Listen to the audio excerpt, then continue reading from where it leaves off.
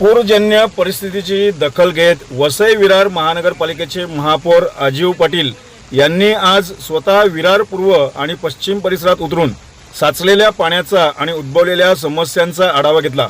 शहरातील सखल भागात साचलेले पाणी उपसण्यासाठी आणि नागरिकांना मदत करण्यासाठी त्यांनी पालिका प्रशासनाला आवश्यक त्या उपाययोजना करण्याचे निर्देश दिले आहेत।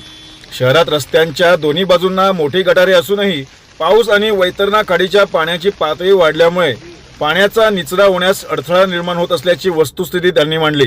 महापालिकेचे आयुक्त, उपमहापौर, स्थायी समिती सभापती, सभागृह नेते आणि सर्व नगरसेवक परिस्थितींवर बारकाईने लक्ष ठेवून आहेत। महापौरांनी नागरिकांना विनाकारण घराबाहेर न पडण्याचे आणि प्रशासनाला सहकार्य करण्याचे नम्र आवाहन केले असून त्यांच्या या तत्परतेमुळे त्यांचे उत्तरदायित्व आणि संवेदनशीलता दिसून आली आहे। या अतिवृष्टीच्या इशाऱ्यामुळे वसई विरार शहर महानगरपालिका क्षेत्रातील नागरिकांच्या सुरक्षिततेसाठी पालिका प्रशासन सज्ज झाले आहे।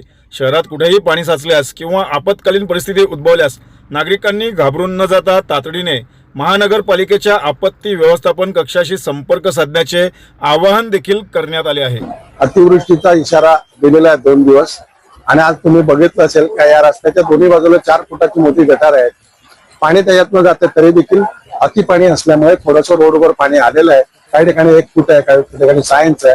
वसई विरारच्या अनेक भागामध्ये जिकडे मोठ्या प्रमाणामध्ये स्लोप आहे, डोंगरावरचं पाणी जोरात येते आणि वैतरणा खाडीचं पाणी वरती आल्यामुळे त्याचा डिस्चार्ज थोडासा स्लो झालेला आहे।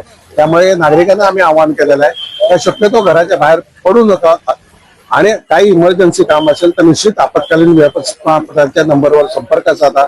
आमचे आयुक्त असतील, उपमहापौर असतील, आमचे स्थायी समिती सभापती असतील, विरोधी पक्ष नेते असतील, सभागृह नेते असतील किंवा सर्वच नगरसेवक हे विविध विभागामध्ये आता कामाला लागलेले आहेत। कालपासून दिवस रात्र चालू आहे की नागरिकांच्या अनेक ठिकाणी समस्या आहेत। जे सखल भाग आहेत त्या ठिकाणी पाणी साठलेलं आहे तर ते काढण्याचा प्रयत्न चालू आहे आणि ज्या विभागामध्ये ट्रॅफिक करायचं त्या ठिकाणी देखील वाहनांची सोय करणं सुरू आहे।